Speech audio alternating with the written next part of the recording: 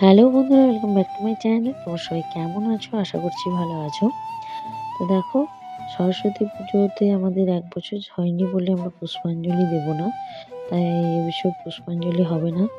ওই জন্য বাড়িতেও সেভাবে পুজো-টুজো দেওয়া হয়নি। তো এখানে মা সরস্বতী আছে।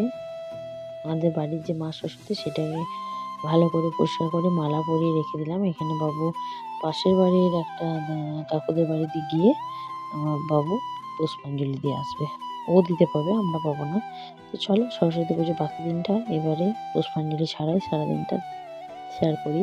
তো প্রথমে যেটা অনেক মাছ নিয়ে এসেছি, এটা প্রায় 4.5 কিলো মাছ। এটা কাতলা, 4.5 কিলো দুটো কাতলা ছিল। তো সেটা মানে দুটো মাছে 4.5 কিলো হয়েছে।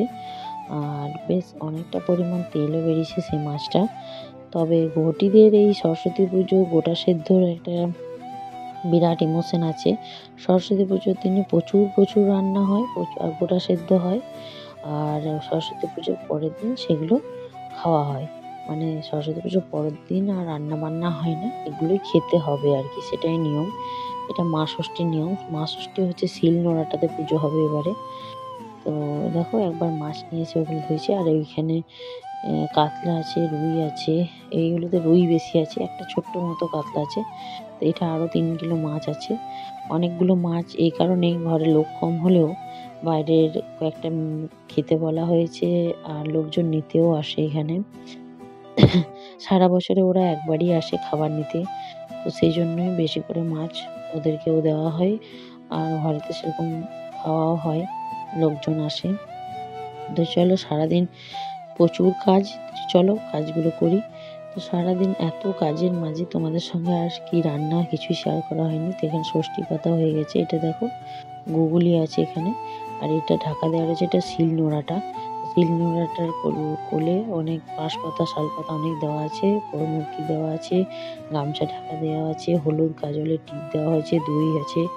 তো চলো, এটা রাতে করা হয়েছে, সকালবেলায় প্রণাম করব। তো যেহেতু আমাদের পাবনা বা ব্রাহ্মণ এসে পুজো করেনি, আমরাই প্রণাম করলাম। আর এখানে দেখো, আমি একটু ধূপ দেখিয়ে দিলাম। ধূপ দেখিয়ে মা ষষ্ঠীকে সকাল স্নান করে দিচ্ছি। তো আজ অনেক লোকজন আসবে, খেতে আসবে। তো চলো আমি প্রণামটা সেরে নিচ্ছি। স্নান করে প্রথমেই কাজ হচ্ছে মা ষষ্ঠীকে প্রণাম করা, স্নান না করে খেতে পাবো না। তো প্রণাম করে নিলাম। একটু হলুদ বাবুকে একটু ছুঁয়ে দেবো, হলুদ। দেখো, বাবুকে হলুদ ছুঁয়ে দিচ্ছি। আমি একটু হলুদ লাগিয়ে নিলাম, ব্যাস। তারপর যখন একটু বেলা হয়েছে, 12:30 একটার সময়, আমাদের লোকজন চলে এসেছে খাওয়া দাওয়া করতে।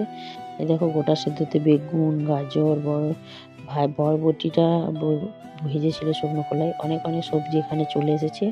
আরও সবজি আনবো। আমাদের নতুন বাড়িটায় সরস্বতী পুজোর বারের দিন, সরস্বতী পুজোর আগের দিনকে আর কি, পুরো ঘর কারেন্ট দেওয়া হয়ে গেছে। তাই ভাবলাম এখানেই লোকজনকে খাওয়ানো হোক নতুন ডাইনিং টেবিলে। এখানে ওরা সবাই খেয়ে দিয়ে চলে গেছে। এবার এরা 3 জনে বসেছে। আর মায়ের আর আমার খাবারটা এখানে এখানে দেওয়া আছে, মায়ের আর আমার খাবার। তো প্রচুর রান্না হয়েছে, অত কিছু আমরা নিইনি। আমরা যেগুলো খাবো সেগুলোই নিয়েছি। ভাজাভাজি কিচ্ছু নিইনি সেরকম। খালি ভাজা খেতে হয় বলে একটা বেগুন ভাজা নিয়েছিলাম। দেখো, একটু করে নিয়েছি।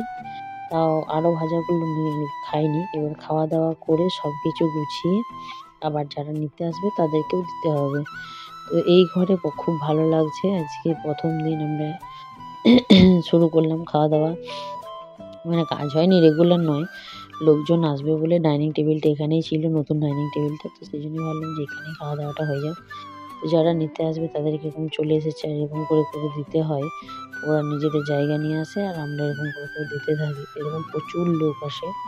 তো চলো, সবথেকে চ্যালেঞ্জের ব্যাপার এখনও শেষ হয়নি। সবথেকে চ্যালেঞ্জের কাজ হচ্ছে বাসন ধোয়া আর কাপড়গুলো গোছানো। এই কাজগুলো হয়ে গেলে মোটামুটি হয়ে গেল। চলো নদীর ধারে যাবো ঘুরতে। আমার ভিডিওটা কেমন লাগলো অবশ্যই আমায় জানিও। আর আমার চ্যানেলটাকে অনেক বেশি লাইক, কমেন্ট, শেয়ার, সাবস্ক্রাইব করে বেল আইকনটা অবশ্যই প্রেস করবে। Tata, by.